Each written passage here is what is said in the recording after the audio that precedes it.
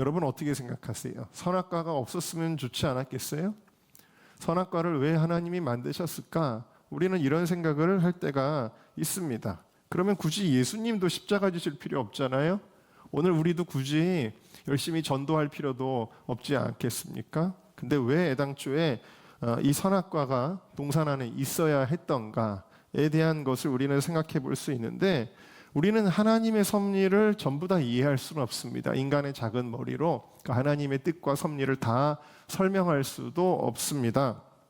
그러나 분명한 것은 선악과는 하나님이 우리와 인격적인 관계를 맺기 위해서 필수적인 요소였다라는 것을 알아야 됩니다. 왜냐하면 하나님은 우리를 인격적인 존재로 만드셨기 때문이에요.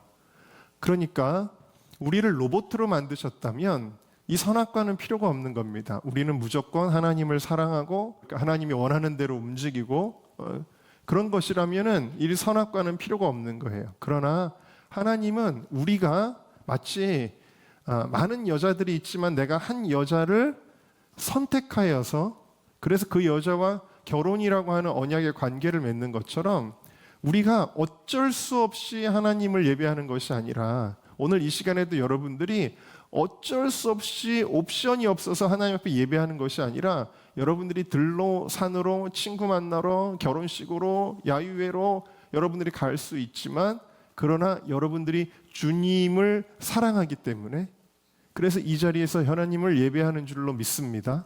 자, 그러니까 하나님을 어쩔 수 없이 경배하는 것이 아니라, 비록 선악과가 있지만 나는 이 선악과를 따먹지 않고 주님의 말씀을 선택하여 주님을 예배할 거야 라는 관계를 주님은 필요하신 거예요. 그래서 선악과를 일부러 나중에 추후로 만들어서 넣으신 게 아니라, 에덴 동산이라고 하는 것 자체는 필수적으로 이 선악과가 있는 거예요. 왜? 하나님이 우리를 로봇으로 만드신 것이 아니라 인격적인 존재로 만드셨다. 선악과가 없는 에덴 동산이란 존재할 수가 아예 없는 것입니다. 그리고 선악과를 먹지 않는 선택과 순종을 통해서 우리는 하나님과 인격적인 친밀한 관계를 맺게 되는 것입니다. 그래서 이 선악과는요, 우리를 골탕 먹이기 위한 장치가 아니라, 이 선악과는 우리로 하여금 하나님과의 친밀한 사랑을 누리게 하는 축복의 통로라는 것을 여러분들이 깨달으시기 주님의 이름으로 축원합니다. 자, 그러니까 우리가 하나님 말씀에 순종하기만 하면 아무 문제 없이 주님과의 친밀함을 누리게 되는 거예요. 그러나 아담과 하와는 이 좋은 선택을 하지 않았습니다. 아담과 하와에게는 하나님을 사랑하는 것보다 어떤 선악과를 따먹고 싶은 탐욕이 더 커지기 시작했습니다. 야고보서 1장 15절 말씀을 같이 읽을까요? 시작. 욕심이 잉태한즉 죄를 낳고 죄가 장성한즉 사망을 낳느니라. 그들의 마음속에 욕심이 자라났습니다. 결국 선악과를 건드리고 따먹는 죄를 범하게 되었고, 정령 죽으리라는 주님의 말씀대로 그들에게는 죽음이 찾아오게 되었습니다.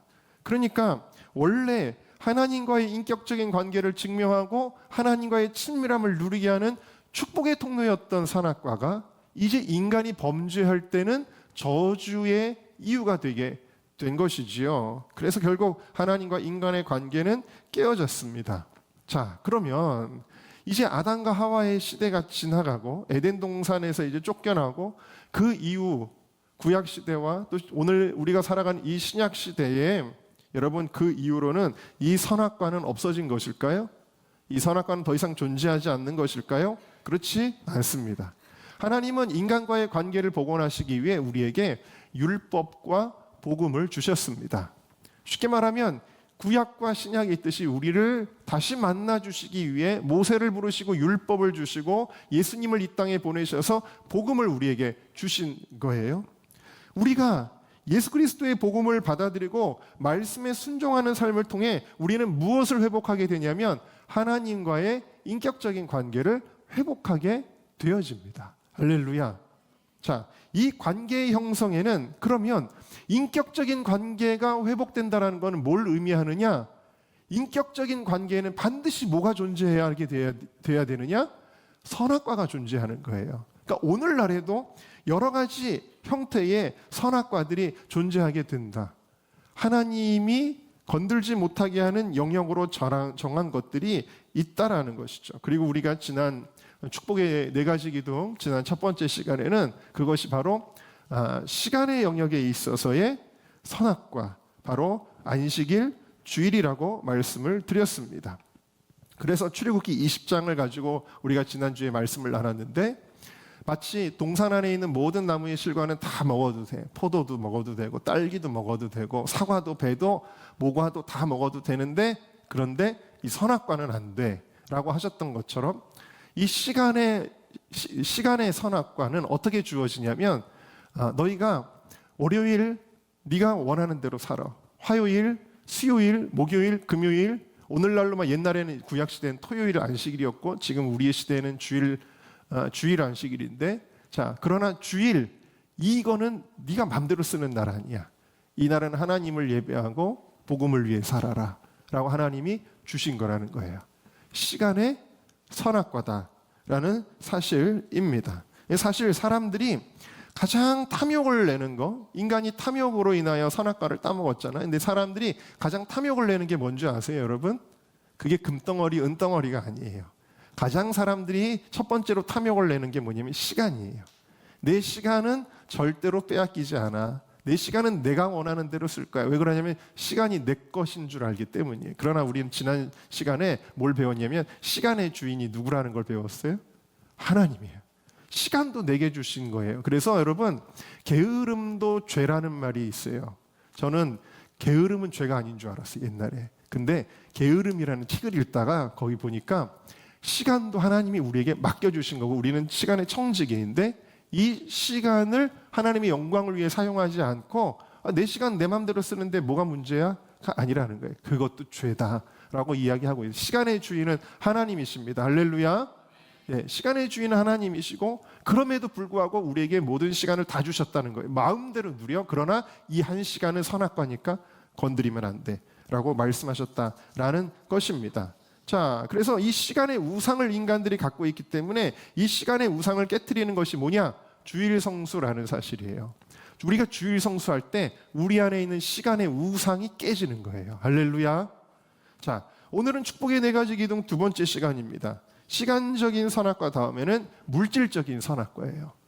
하나님은 시간의 주인이실 뿐만 아니라 모든 물질의 주인이심을 여러분들 믿으십니까? 여러분 이 단상도 주님의 것이고요. 여기 있는 물도 주님의 것이고 여기 있는 공기도 주님의 것이고 뿐만 아니라 여러분의 지금 포켓 안에 있는 것도 하나님 것이고 여러분의 집문서도 하나님의 것이고 여러분의 몰고 온 오늘 자동차도 하나님의 것입니다. 이걸 믿으십니까? 네, 이게 다 하나님의 것이에요. 하나님은 모든 물질의 주인이십니다. 아까 우리 찬양 불렀죠. 우리 청년 찬양팀들이 위대하신 왕이십니다. 주님은 모든 우주 만물의 주인이시라는 거예요. 할렐루야. 자, 그런데 하나님이 다 내 거니까 건들지 마. 공기 내 거니까 건들지 마. 그럼 우리 공기 숨도 못 쉬어. 이러고 있어야 돼요? 그러지 않아요. 하나님은 모든 물질도 우리에게 주시면서 그러면서 그것들을 다 누리게 하시는 거예요. 다 누리게 하셔요. 그런데 하나님의 것인데도 우리가 다 누리게 하시면서도 그러나 이 한 가지는 물질의 선악과니까 너희들이 건드리는 영역이 아니고 이것을 통해서 나와 인격적인 관계를 유지하자라고 말씀하시는 거예요. 그게 뭐냐? 11조다. 그래서 물질의 선악과는 11조라는 거예요. 자, 이것을 통해서 우리는 내 삶의 주인이 주님이심을 고백하는 거예요. 물질의 주권이 주님께 있음을 우리는 고백하게 되는 거죠. 그래서 선악과라는 관점으로 금년에는 이 축복의 4가지 기둥을 풀어가는데 자, 한번 이걸 11조에 연관시켜서 은혜를 좀 나눠보도록 하겠습니다. 11조는 사람이 걷는 게 아니에요. 하나님이 하나님의 자녀들에게 하나님의 백성들에게 명령하시는 것입니다. 말라기 3장 7절 말씀 같이 읽어볼까요? 시작. 만군의 여호와가 이르노라 너희 나의 규례를 떠나 지키지 아니할 자 여기까지만요. 자, 이 말라기 3장 오늘 우리가 읽었던 말씀이고 11조에 대한 얘기잖아요. 근데 여기 무슨 표현이 나냐면 규례를 지키지 않았다 그랬어요. 규례라는 거는 뭐냐면 영어 성경에는 룰이라고 나와 있어요. 이건 뭐냐면 법이에요. 법. 너희가 나의 법, 규칙을 너희가 지키지 않았다. 11조를 까먹는 게 뭐라고요? 법을 어기는 거라는 거예요. 법은 뭐예요? 지켜도 되고 지켜지지 않아도 되는 권고사항인가요? 그렇지 않죠. 법은 반드시 지켜야 되는 하나님의 명령이다라는 것입니다. 신명기 14장 22절을 읽어봅시다. 시작. 너는 마땅히 매년 토지 소산에 11조를 드릴 것이며, 그러니까 11조는 마땅히 해야 될 의무다. 다시 말해 이것은 하나님의 절대적인 명령이다. 근데 어떤 목사님들은 또 뭐라 그러냐면 유튜브에 보면은 11조는 구약 시대에만 지키는 거지 이거는 오늘날에는 지키는 게 아니야 라고 말하는 사람들이 있단 말입니다. 율법은 다 폐지된 거야 라고 말하는 사람이 있어요. 과연 그럴까요? 누가복음 11장 42절에 예수님이 하신 말씀을 읽어봅시다. 시작. 화 있을진저 너희 바리새인이여 너희가 박하와 운향과 모든 채소의 11조는 들이되 공의와 하나님께 대한 사랑은 버리는도다. 그러나 이것도 행하고 저것도 버리지 말아라 할지어다. 자, 그 바리새인들의 가장 큰 문제는 뭐냐면 외식이라 그랬어요. 외식이라는 거는 뭐죠? 겉으로만 신앙생활하는 거, 중심이 없는 거라는 거예요. 하나님을 사랑하는 마음도 없고 하나님을 경외하는 마음도 없고 이런 마음으로 겉으로만 그럴듯하게 신앙생활하는 게 바리새인들의 외식, 너희가 회칠한 무덤과 같다. 겉은 그럴듯한데 안에는 시체가 썩고 있구나라고 말씀하시잖아요. 그래서 바리새인들에게 야단을 치지만 예수님이 그렇다고 해서 겉에 형식, 다시 말하면 율법을 버리라고 하신 게 아니에요. 뭐라 그랬냐면 너희가 박하와 운향과 11조 잘 드리고 있는데 그런데 11조는 이제 드릴 필요 없고 너희의 중심만 살려라고 말씀하신 게 아니라 이것도 행하고 저것도 버리지 말아야 할지니라. 그러니까 11조를 하라는 얘기예요, 하지 말라는 얘기예요? 하라는 얘기예요. 예수님은 11조를 폐지한 적이 없다라는 것입니다. 마귀는 아담과 하와에게 찾아왔을 때에 뭐라고 하냐면 헷갈리게 만들어요. 하나님의 절대적인 명령이 선악을 알게 하는 나무의 실과를 먹으면 절대 죽는다 그렇게 말씀하셨거든요. 근데 마귀는 그거를 계속 헷갈리게 만들어요. 그래서 이 헷갈림에 넘어간 하와가 뭐라고 됐다면 죽을까 하노라, 죽을지도 몰라, 헷갈리기 시작하는 거예요. 점점. 그러면서 그러니까 나중에 점점 헷갈리니까 마귀가 헷갈림의 종지부를 딱 찍어요. 아니야, 죽지 않아. 너 눈이 밝아져서 하나님처럼 될 거야로 결론을 딱 내리게 되어져요. 마귀는 하나님의 절대적인 명령을 흐리멍텅하게 이렇게 하면 좋겠어, 이렇게 흐리멍텅하게 말하는 거예요. 자, 여러분 오늘날에도 먹어도 안 죽어. 뭐 그런 거 어겨도 괜찮아. 11조 안 해도 괜찮아. 그거는 옛날에 부흥사들이나 하는 얘기야. 그러면서 오늘날 11조 교리를 권고사항쯤으로 설명하는 목사들이 얼마나 많은지 모릅니다. 하나님의 말씀을 흐리면 안 됩니다. 11조는 하나님의 절대적인 명령인 줄로 믿습니다. 자, 두 번째 함께 따라할까요? 11조의 주인은 하나님이십니다. 여러분 선악과는 모든 게 다 하나님 것이지만 특별히 선악과는 하나님이 내 거라고 주장하시는 거라 그랬죠. 그래서 건들면 안 되는 거예요. 마찬가지로 안식일도 하나님의 거라 그랬죠. 그래서 나의 안식일이라고 표현했다고 그랬죠.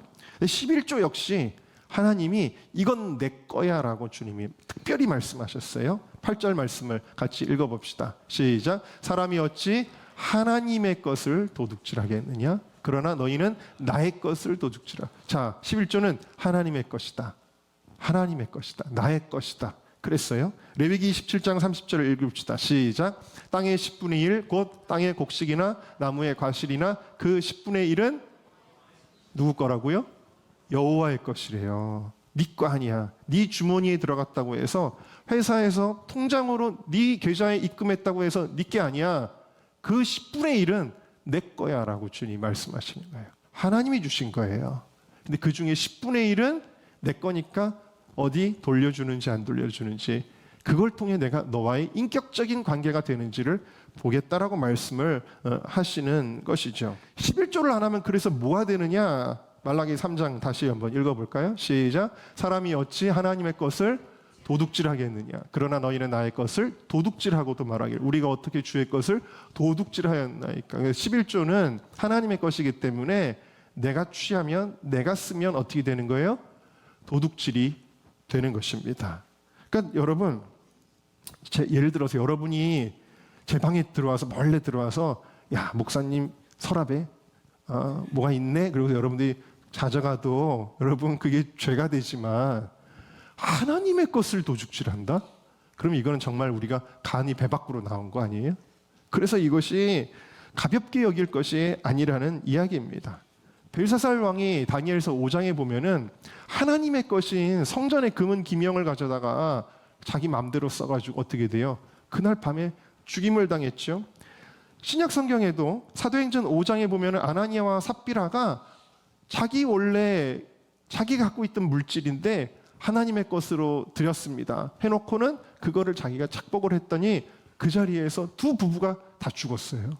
이건 뭘 보여주는 거예요? 하나님의 것을 건드리는 것은 큰 죄라는 것을 보여주는 것입니다. 그래서 11조는 내가 임의로 쓰는 것도 아니에요. 어느 교회에 그 신앙 상담 코너를 인터넷에서 우연히 봤는데 참 답변이 잘 돼 있는 것 같아서 그대로 제가 오늘 보여드립니다. 제가 한번 보여드린 적이 있는 것 같은데 하나만 보여드리면 오늘 두 개 다 보여드릴게요. 여기 이런 질문이 있더라고요. 11조는 교회에만 드려야 합니까? 이렇게 질문을 했어요. 자, 대답은 뭐예요? 예, 그렇습니다. 자기가 섬기고 말씀의 공급을 받는 교회에 드려야 합니다. 왜? 신명기 14장 22절에 11조의 정신은 하나님이 택하신 곳에 드리는 것이기 때문이다라는 거예요. 그 다음에 두 번째 질문. 11조를 선교단체나 가난한 사람에게 보내고 싶은데요? 그랬습니다. 대답입니다. 왜 하나님의 것을 가지고 생색내십니까? 도우려면 내 것 가지고 도와야지.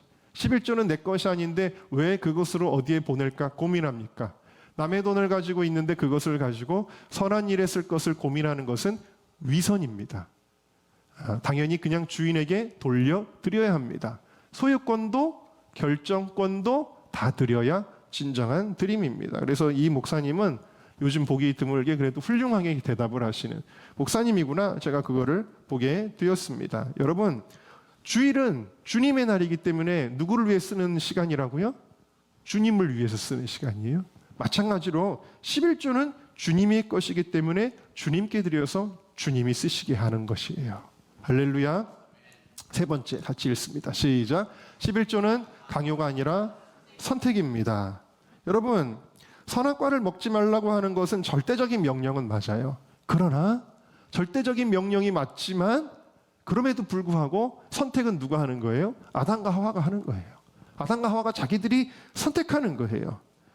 옳고 지혜로운 선택을 하면 되는 것입니다. 11조는 어떨까요? 주일 성수도 마찬가지지만 11조는 어떨까요? 오늘 말씀에 10절을 보면은 너의 온전한 11조를 창고에 들여서 양식이 있게 하고 나를 시험하여 하늘문을 열고 너에게 복을 쌓을 것이 없도록 붙지 아니하나 보라 그랬어요.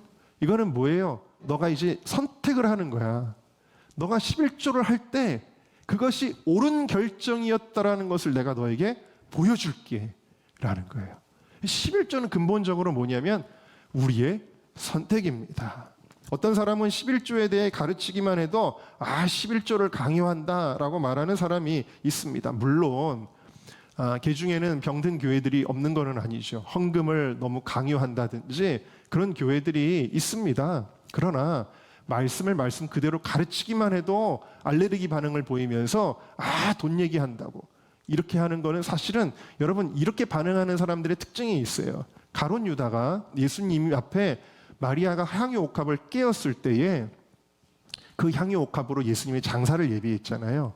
근데 이것에 대하여 가장 알레르기 반응을 보였던 사람이 누구냐면 바로 가룟 유다였어요. 가룟 유다는 뭐라고 했냐면 이 물질을 이렇게 허비하냐?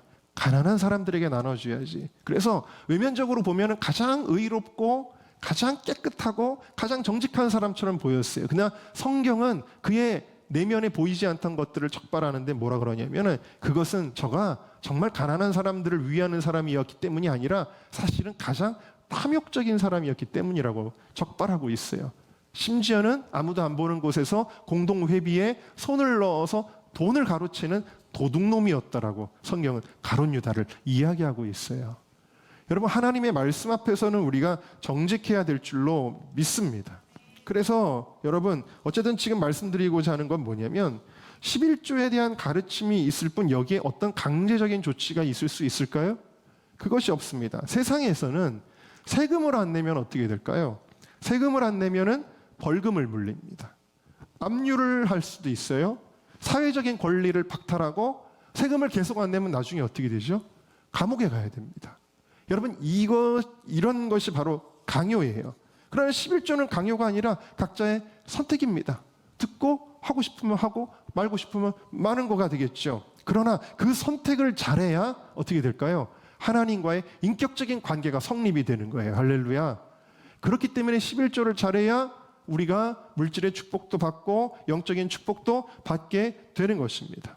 여러분, 선악과를 범하면 잘못되는 걸 알면서도 그것에 대하여 경고하지 않으면 그런 목회자는 사람에게 잘 보이려는 사꾼에 불과하다. 요즘에는 여러분들이 절대 유튜브가 여러분들을 가르쳐서는 안 되는데, 유튜브에서 이런 정보들을 얻으려고 하면 다 뭐라 그래요? 11조를 드릴 필요 없습니다. 11조는 폐지된 겁니다. 11조는 교회에서 기만하는 겁니다. 뭐 별 소리를 다 해요, 여러분. 그러면서 자기만 아주 새롭고 깨어나고 진보적이고 아주 훌륭한 목사인 것처럼 이야기를 하고 11조 설교하는 목사는 마치 돈 욕심을 내는 사람인 것처럼 그렇게 프레이밍을 한다라는 사실이지요. 그래서 요즘에는 11조 안 해도 된다고 하면 다들 좋아하니까 그런 대중심리에 편승하는 목사들이 많이 있습니다. 그러나 성도들을 정말 사랑하고 성도들이 정말 잘 되기를 바라는 그런 목사라면 올드해 보여도 하나님의 말씀을 그대로 선포해야 합니다. 왜요? 그래야 옳은 선택을 할 가능성이 높아지기 때문이에요. 여러분, 11조에 대하여 여러분들이 옳은 선택을 하시기를 주님의 이름으로 축원합니다. 자, 마지막 네 번째, 11조를 통해 하나님이 주시는 축복을 누릴 수 있습니다. 선악과의 계명은 우리를 골탕 먹기 위한 장치가 아니라 그랬죠. 우리를 축복하시기 위한 전제 조건이라고 말씀을 드렸습니다. 11조는 우리를 경제적으로 어렵게 하기 위한 장치가 아니라 우리에게서 하나를 뺏어감으로써 아싸 뺏어갔다, 인간의 것들을 뺏어갔다, 하나님이 그런 하나님이시겠어요? 하나님이 우리를 어렵게 하기 위한 장치가 아니라 그것을 보시고 우리를 축복하시기 위한 장치라는 것을 여러분들이 믿으시기를 주의 이름으로 축원합니다. 자, 창세기 14장의 사건을 바탕으로 히브리서 7장 6절이 이렇게 이야기하고 있는데 같이 읽어봅시다. 시작. 레위 족보에 들지 아니한 멜기세덱은 아브라함에게서 10분의 1을 취하고 약속을 받은 그를 위하여. 멜기세덱은 누구를 예표하는 사람이냐면 예수님을 예표하는 구약의 제사장으로 등장하죠.